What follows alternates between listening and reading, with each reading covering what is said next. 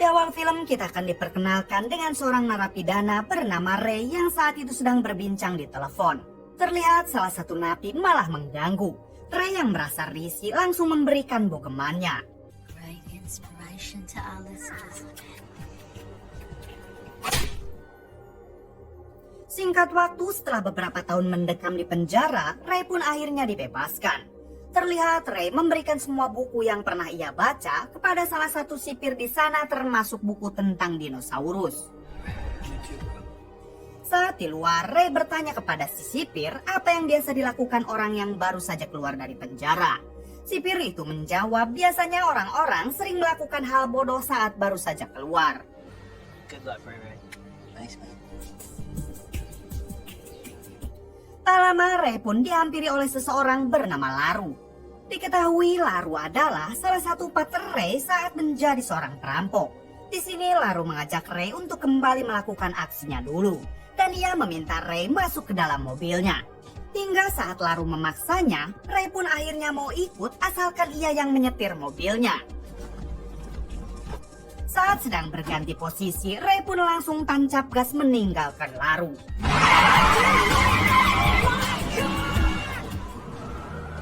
Malam harinya saat Ray di apartemen, ia berniat untuk mendatangi anak dan istrinya esok hari. Karena saat ini Ray bertekad untuk kembali ke jalan yang lurus dan ingin memulai kehidupan yang baru bersama keluarganya. Esok harinya terlihat Ray yang sedang mendatangi rumah mantan istrinya. Saat bertemu ternyata si istri sudah tidak ingin lagi hidup bersama Ray. Karena istrinya menganggap kalau Ray bukan kepala keluarga yang baik, mengingat Ray adalah mantan garong yang cukup terkenal. Tak lama Ray juga bertemu dengan anaknya yang bernama Sally yang saat itu baru saja pulang dari sekolah. Sama seperti ibunya, Sally juga masih tidak mau menerima Ray. Seems funny now.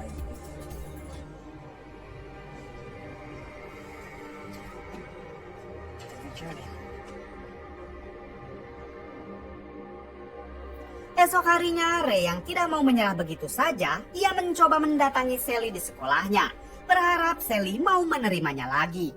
Di sini Sally mengungkapkan kekecewaannya kepada Ray. Ray sendiri terus mencoba menjelaskan kalau sekarang ia sudah tobat dan akan selalu ada di samping Sally. Sally yang masih tidak percaya, ia pun langsung meninggalkannya. Tak lama ada suara petasan yang mengagetkan Ray. Saat diperiksa, ternyata ada dua bocil yang sedang berkelahi. Saat itu juga Ray mencoba melerai mereka. Tak lama datanglah kepala sekolah yang langsung menyuruh kedua bocil itu untuk masuk ke ruangannya. Setelah kejadian itu, Ray dihampiri oleh wali kelas Sally yang bernama Miller. Di sini Ray langsung mengenalkan diri kalau ia adalah ayah Sally. Ibu Miller yang juga melihat Ray memisahkan kedua bocil tadi, ia menceritakan kalau minggu depan semua muridnya akan melakukan wisata ke Museum Dinosaurus. Di sini Ibu Miller menawari Ray jika minggu depan Ray sedang tidak ada pekerjaan, ia boleh ikut untuk mendampingi murid-murid selama 1 hari. Ray yang saat itu sedang mencoba meluluhkan hati anaknya lagi tentu langsung mengiyakannya. Dinosaurs. I love dinosaurs. I've only met your lovely wife. Namun nampaknya Sally tidak setuju. Saat Ray menghampiri Sally, Sally langsung mengatakan kalau saat acara wisata Ray tetap ikut, maka Sally yang tidak akan berangkat. This is gonna work between us. We gotta confront it, tell the truth, and just let it go. Pretend you don't exist. Malam harinya saat Ray di apartemen, ia kembali didatangi oleh Laru yang mobilnya kemarin dicuri olehnya. Di sini Laru tidak marah walaupun mobilnya diambil oleh Ray. Asalkan Ray mau kembali bergabung bersamanya menjadi seorang perampok bank. Ray yang mendengar ajakan itu pun langsung menolaknya. Karena saat kejadian perampokan dulu, Laru telah mengkhianatinya sampai Ray masuk penjara. Laru yang terus saja memaksa ternyata membuat Ray marah. Ia mengatakan kalau dirinya sudah tobat dan tidak akan merampok lagi. Esok harinya Ray kembali mengunjungi rumah mantan istrinya. Tak sengaja ia bertabrakan dengan seorang pria. Ternyata pria tersebut adalah pacar baru istrinya. Tak lama orang itu pamit pergi karena ada jadwal meeting yang harus ia selesaikan. Namun sebelum itu ia mencium mesra mantan istri Ray untuk memanas-manasinya. Like a staff meeting at 9. Setelah itu istri Ray langsung menyuruh Ray pergi karena ia dan Sally sudah tidak mau kenal lagi dengan Ray. Ray terus mencoba menjelaskan kalau ia sudah tobat dan berjanji akan membahagiakan si istri dan anaknya. Si istri menjawab bagaimana Ray mau membahagiakan sedangkan Ray hanyalah seorang pengangguran yang tidak punya banyak uang. And That's that's the way not it's gonna fair. stay. It's not fair. Prove that you're responsible, reliable. Esok harinya Ray memutuskan untuk mencari pekerjaan. Dimulai dengan mendatangi sebuah kantor. Sayangnya setelah mengetahui Ray adalah mantan napi, bos di kantor tersebut tidak mau menerima Ray. Kemudian Ray mendatangi sebuah restoran agar ia bisa bekerja di sana. Awalnya Ray akan diterima oleh pemilik restoran tersebut. Namun saat sedang mengenalkan bahan-bahan makanan, Ray bertanya kenapa tidak ada daging di restoran ini. Orang tersebut mengatakan kalau restoran ini tidak boleh menjual makanan kolesterol. Ray spontan mengatakan kalau tubuh bosnya sedikit membutuhkan makanan berkolesterol. Merasa tersinggung, pemilik restoran tersebut langsung memecat Ray. Penderitaan Ray tak sampai di sana karena saat Ray hendak kembali ke apartemennya, ternyata apartemennya itu kini sudah ludes terbakar. Malam harinya, Ray yang sudah bingung, akhirnya ia mendatangi Laru untuk bergabung bersamanya lagi dalam merampok bank. Tell me about the bank. Good to have you back, Ray. Singkat cerita, perampokan itu akan segera dilakukan. Di sini Laru mengatakan kalau Ray cukup menunggu di dalam mobil saja, sementara ia dan kedua anak buahnya akan masuk ke dalam bank.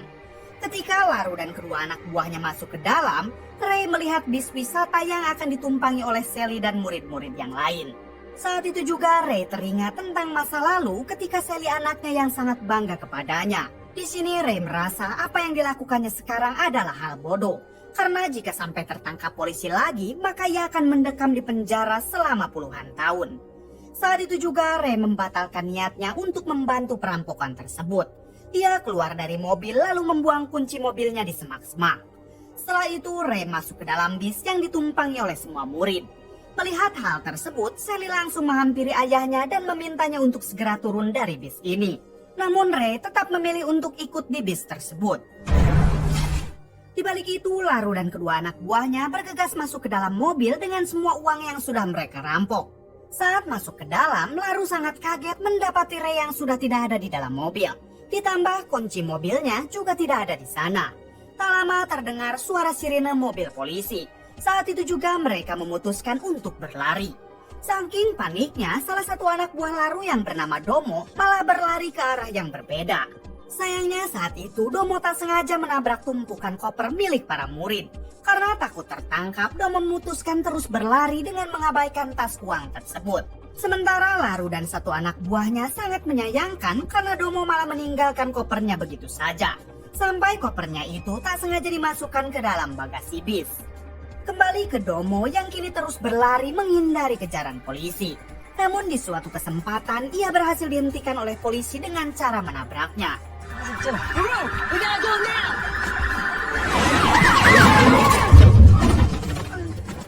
Di balik itu, Laru dan anak buahnya membegal mobil untuk mengejar bis yang tadi dilihatnya. Saat di jalan, mereka melihat di dalam bis tersebut ternyata ada Ray. Ketika mereka terus mengejar, Laru marah tak sengaja tertabrak dengan mobil yang ada di depannya.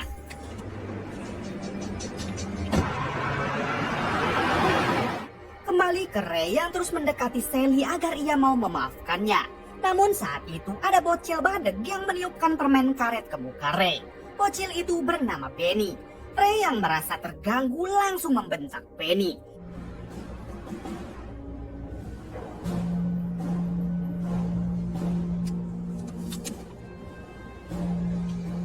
Setelah itu Ray menyuruh semua murid jangan berisik kalau tidak ia akan menurunkannya di tengah jalan.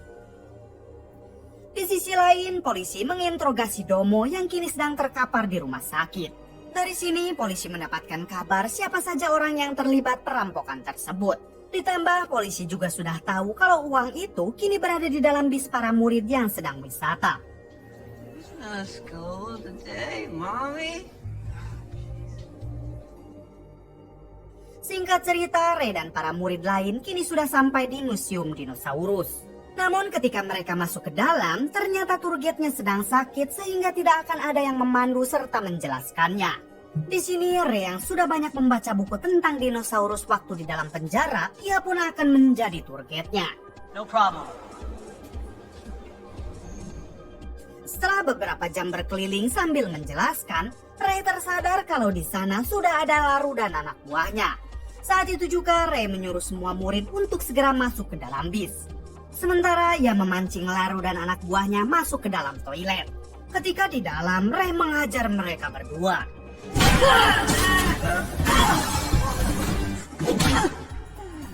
Di sini Ray mengatakan kalau ia sudah tidak mau lagi berurusan dengan mereka.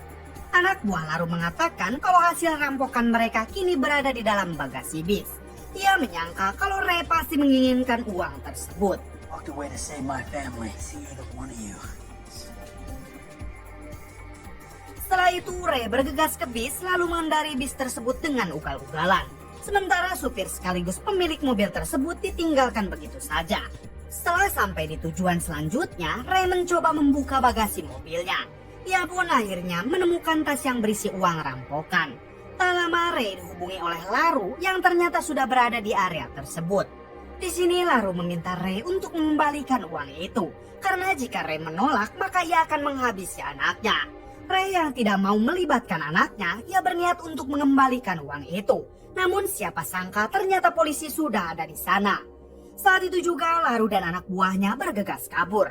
Beruntung mereka berhasil mengelabui polisi dengan cara menyamar. Setelah itu Laru pergi ke sebuah tempat untuk mendatangi 3 orang mafia Meksiko. Di sana mereka berdua meminta bantuan terhadap mafia tersebut. Adegan beralih kepada para murid yang sedang bersantai di pinggir danau. Sally yang saat itu sedang bernyanyi, ia dihampiri oleh temannya yang bernama Josh.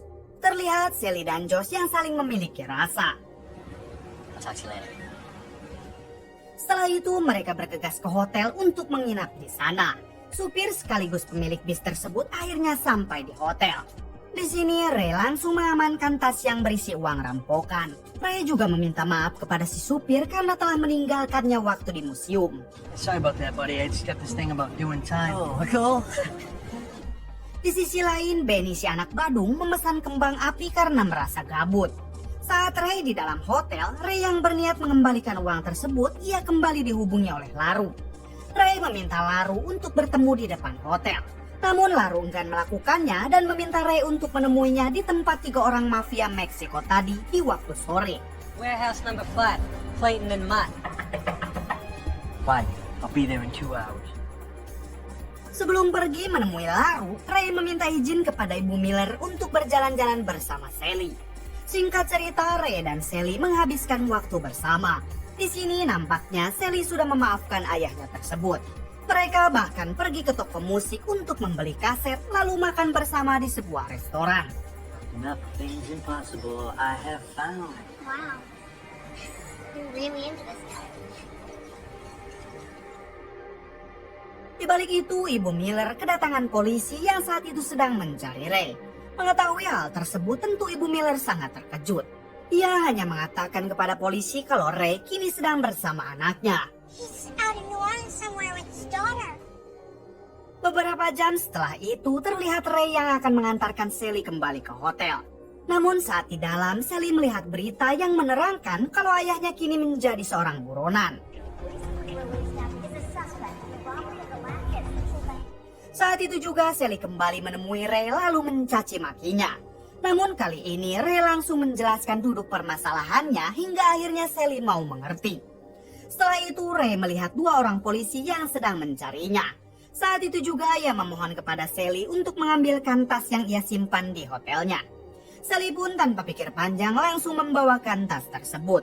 Kemudian Ray menyuruh Sally untuk tetap berada di dalam hotel sampai ia kembali menjemputnya. Karena Ray takut anaknya menjadi incaran Laru dan anak buahnya.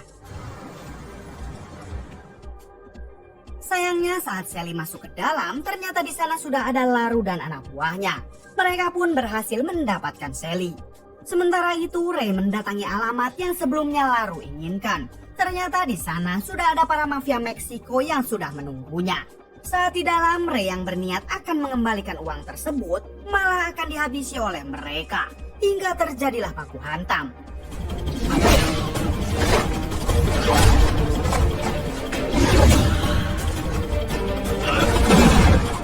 Namun satu persatu dari mereka berhasil dihabisi oleh Ray. Tak lama Ray mendapatkan telepon dari Laru kalau ia kini sedang bersama anaknya. Mengetahui hal tersebut tentu Ray sangat marah. Apalagi ia sama sekali tidak menginginkan uang tersebut. Setelah melakukan nego, akhirnya mereka memutuskan untuk bertemu di suatu tempat. I will kill you twice if you touch her. Okay, good. Say hello. Daddy? Sally? Di balik itu, semua murid dikumpulkan di dalam satu ruangan untuk alasan keamanan. Miss Miller, I can't find Sally anywhere. Singkat cerita, Ray menuju ke tempat tersebut untuk melakukan pertukaran. Sebelum itu, ia berbisik dengan supir taksi yang mengantarnya untuk melakukan sebuah rencana. Put her in the cab. Saat Sally dimasukkan ke taksi, lalu tas tersebut dikeluarkan, si supir taksi langsung tancap gas untuk mengantarkan Sally kembali ke hotel. Namun untuk tas tersebut, ternyata isinya hanya sebuah bantal. Saat itu juga mereka akan menghabisi Ray. Sementara Sally yang baru saja sampai di hotel, ia langsung diinterogasi oleh kedua polisi. Di sini Sally mengatakan kalau ia sama sekali tidak tahu tentang keberadaan ayahnya. Saat di dalam ruangan, Sally langsung menceritakan kepada Josh kalau ayahnya kini sedang dalam bahaya. Sally mengajak Josh kabur dari tempat ini untuk menyelamatkannya. Ternyata percakapan itu juga terdengar oleh Benny dan satu temannya yang bernama Iqbal. Mereka yang sudah gabut menunggu di dalam ruangan berniat untuk membantu Sally. Iqbal yang mahir tentang teknologi, ia pun dapat dengan mudah melacak ponsel Ray. Setelah mengetahui lokasi Ray, Benny pura-pura izin ke toilet lalu meledakkan petasan yang sebelumnya ia pesan. Setelah perhatian teralihkan, mereka bergegas pergi dari sana diikuti oleh satu wanita yang juga sudah bosan di dalam ruangan tersebut. Singkat cerita, Sally nekat mengendarai bus yang terparkir di depan hotel. Di balik itu, Ray terus dihajar oleh Laru, berharap Ray mau memberitahu tasnya disimpan di mana. Bullet that dwells in the brain. Kembali ke Sally dan temannya yang kini sudah sampai di tempat Ray disekap. Mereka masuk ke dalam lalu memutuskan untuk berpencar, sementara wanita yang gabut itu hanya berada di dalam bis lalu menghubungi polisi. Di dalam mereka meledakkan petasan agar Laru dan anak buahnya menjadi panik. Di suatu kesempatan, anak buah Laru berhasil menemukan Benny. Saat ingin menangkapnya, ia malah terkena jebakan yang telah dipasang oleh Iqbal. Ray sendiri berusaha menghubungi seseorang. Ternyata teleponnya itu tersambung kepada seorang penyiar radio. Saat itu juga si penyiar langsung mewawarkan dan disambungkan kepada polisi. Tak lama, Laru dan anak buahnya berhasil memojokkan Ray dan yang lain. Di sini Laru mengatakan kalau Ray memang tidak bersalah dan ia hanya ingin memanfaatkannya saja. Tak lama kemudian para polisi datang. Mereka langsung menangkap Laru dan anak buahnya. Sementara Ray terbukti tidak bersalah karena ketika perampokan itu berlangsung, Ray sudah ada di dalam bis bersama para murid. Sally?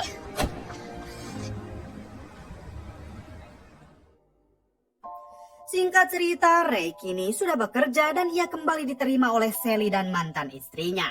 Film pun tamat. Bagaimana menurut kalian? Kisah yang mungkin dapat kita ambil dari film ini, jangan pernah menyerah untuk tetap berada di jalan yang benar.